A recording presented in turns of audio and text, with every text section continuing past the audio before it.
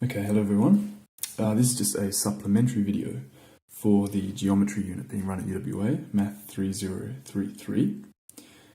So as I mentioned in class, this is just some additional stuff that I didn't get to cover, which is interesting, but it's not going to be accessible other than, of course, anything that I might recap along the way. But its main purpose is just really to provide a unifying theory for some of the things we've already seen. So we've seen Euclidean geometries and hyperbolic geometries, and this sort of ties them together nicely. And we saw a little bit about that in the lectures last week. And in fact, this is going to generalize a little bit, and we see there's actually more geometries that we can have. Okay, so firstly, recall what a conic is. So a conic is the set of points, or actually set of zeros, of a real homogeneous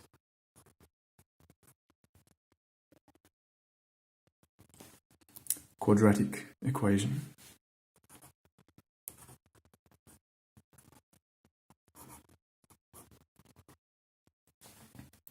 Alternatively, we can think of it as the absolute points of a polarity. Okay, and in fact, we saw that there's a connection between the two before, and we sort of got this thing where a polarity gave rise to a conic, and a conic was able to produce a polarity by considering the tangents to the conic. And so we have, for a non-empty, non-degenerate conic, we have something that looks a little bit like that. But I just said the words non-degenerate there, and of course we can have degenerate conics, and we saw this already.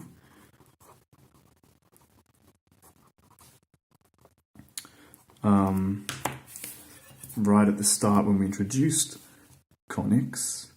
And at that point, we're actually kind of not interested in them. We're trying to say we have to be careful that we don't get degenerate conics, because you could, for example, have something that looks like this, with two real lines, or the double line,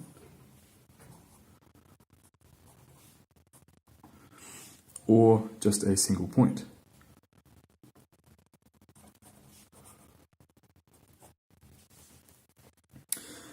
But something to be aware of is there are actually more options in PG2C. Okay, so if we consider the complex plane, then there's more things that can go on. For example, over here, we might now have two complex lines.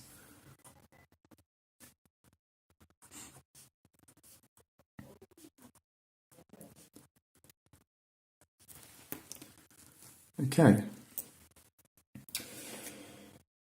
Now, that's going to be important for us as we go on. But firstly, just let's think. In the projective plane,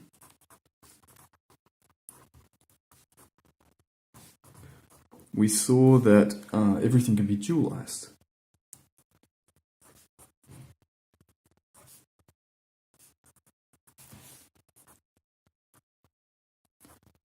So that was kind of one of the most powerful results of the, or consequences of the projective plane, is that you can take any theorem and just switch the words points and lines and change, concurrent to collinear, and the same results will hold. Okay, so if that's true, then what does a conic look like, or the dual?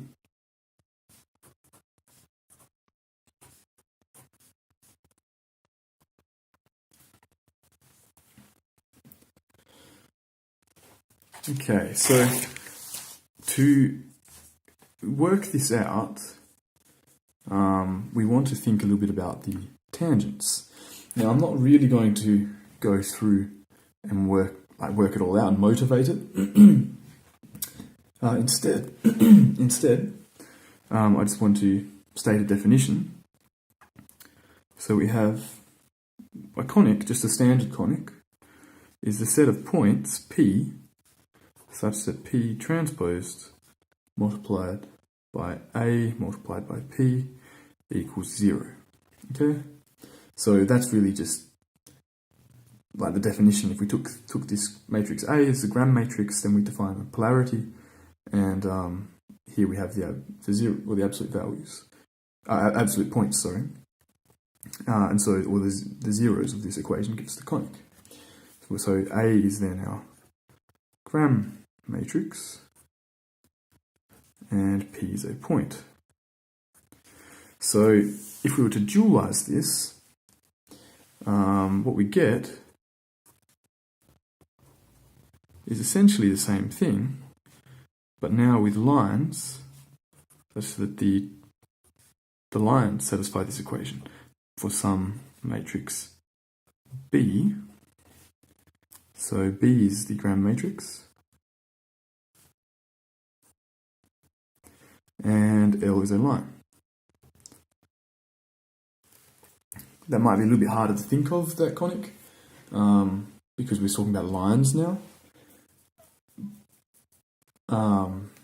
But you can, again, if you think of them as tangents, you kind of draw your conic, and then you sort of draw the tangents at all the points, and that kind of gives you your dual conic. There is one stipulation here that I have to make, and that's where AB equals lambda times the identity.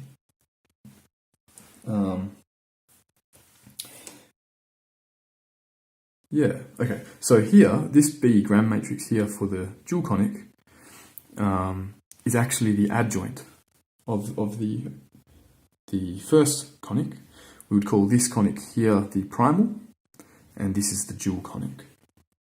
So maybe I should stick that in there, primal conic. And here, lambda can be 0. So what would be going on when lambda is 0? Well, that's when we get degenerate conics. Okay, so that's kind of when the conic, well, as we degenerate a conic, I guess you could sort of think of it as collapsing in on itself, either collapsing into a point or collapsing into a line. And at that point, all the tangents kind of get pulled in along with it, so that they end up meeting the degenerate conic in those points, or meeting at that line.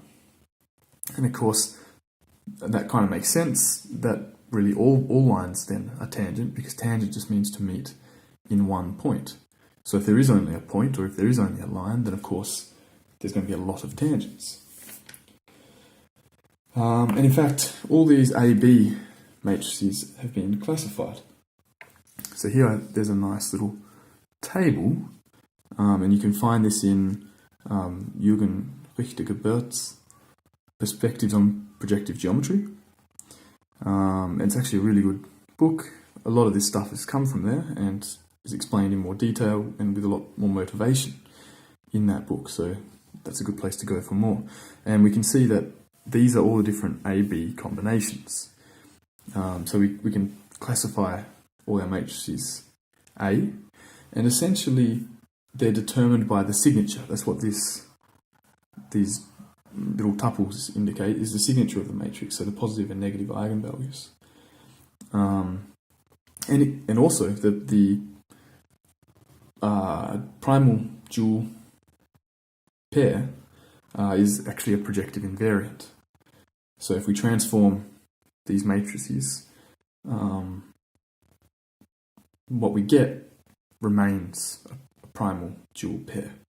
So it satisfies these properties. Okay, so why have we talked about that? Well, because even though a conic may be degenerate, its dual can still be interesting. So even a conic is degenerate,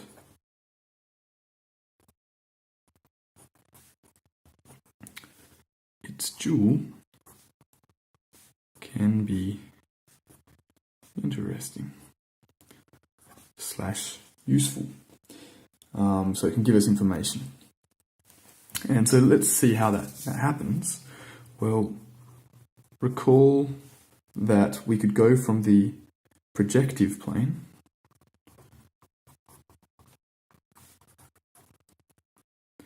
to the affine plane by removing L infinity. And remember, this could actually be any line. So we just distinguish a line and we take it out, and what we're left with is the affine plane. But what we can do is we can think of L infinity as a double line. L infinity as... Okay, so and what do I mean by that? Well, that would just be a degenerate conic.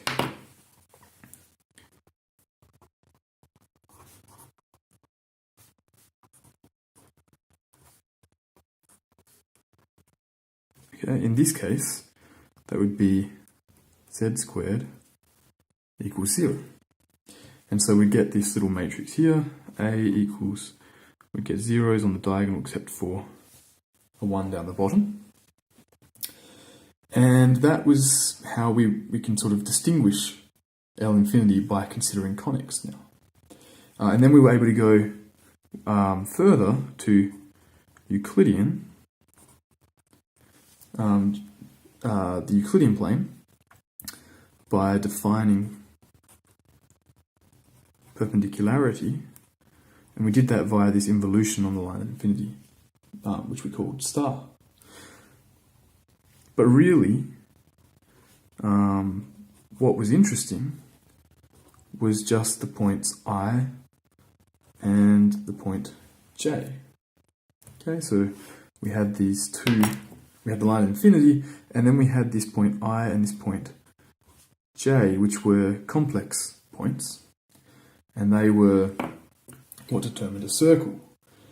And so really we could think of them again as the absolute points of a polarity, or as a degenerate conic. And it makes sense, right? Because that's how we found I and J. So the way we found I and J initially was we considered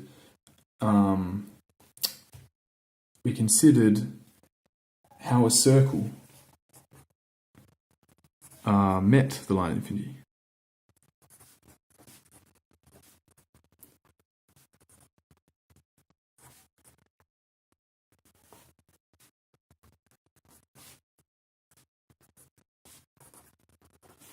Right? And that was just end up being the set such that x squared plus y squared equals 0. And so up to scalar multiples, that was just these 2 points.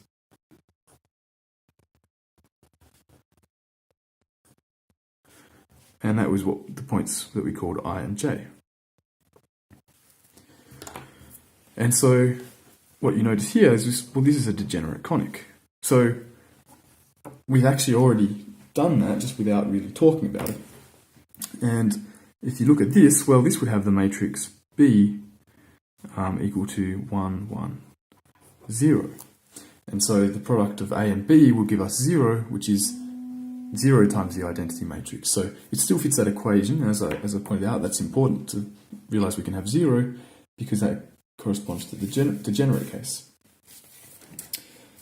And so what does that mean? Well, so what that means is that I and J are not as special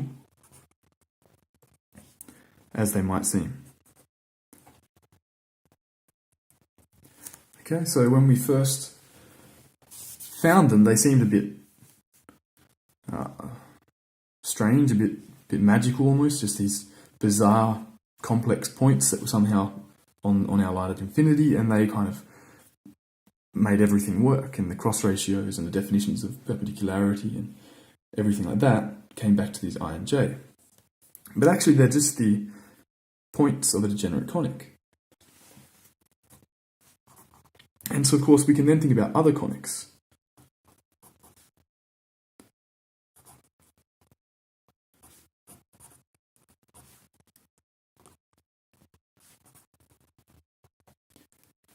And they form what are known as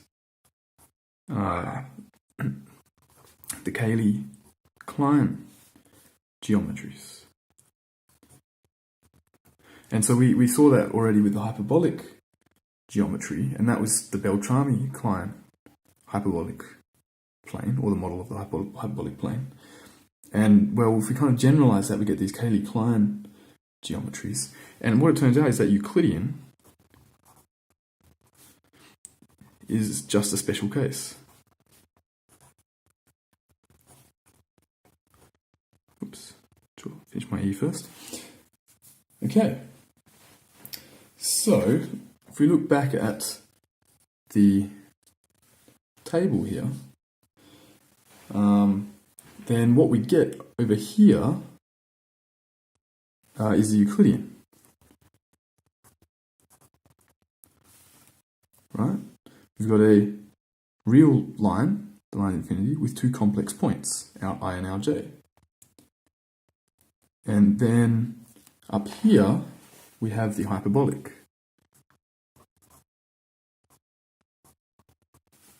And that's when we considered a real non-degenerate conic. And we saw that again already in class.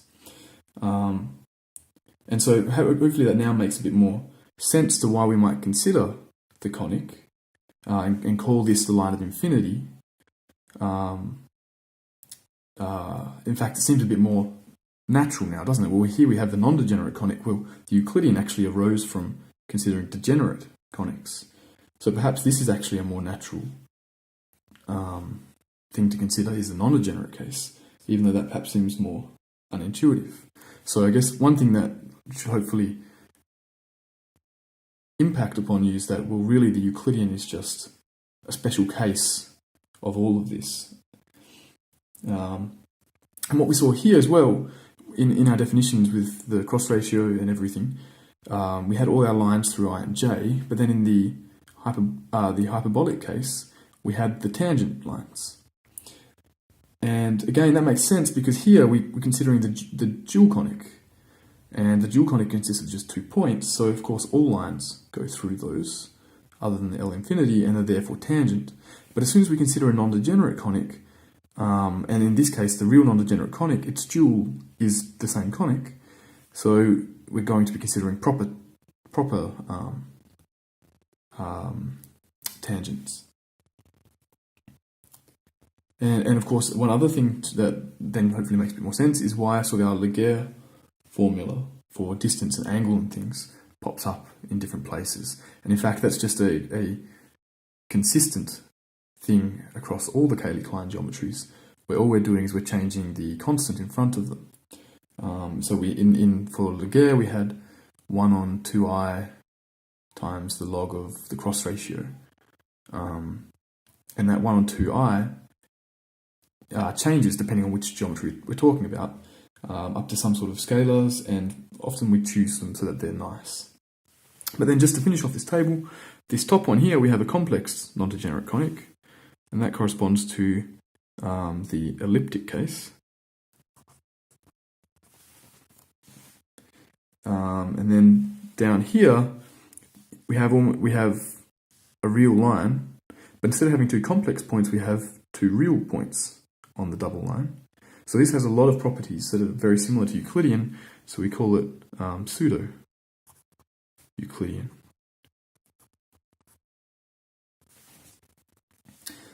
And then back up here, this one here, we've kind of got the real double point and 2 complex lines for that point. So what we've got is kind of the dual of this case, and so we get the dual Euclidean.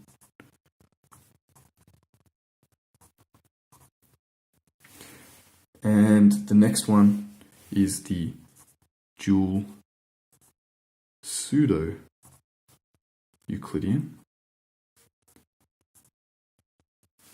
And then lastly, we have the Galilean geometries.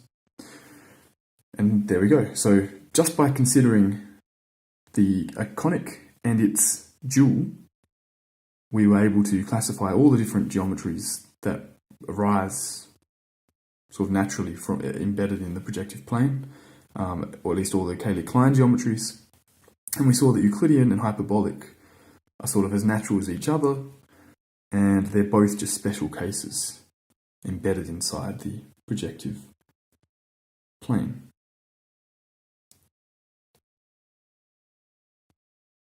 And that's where I want to leave it.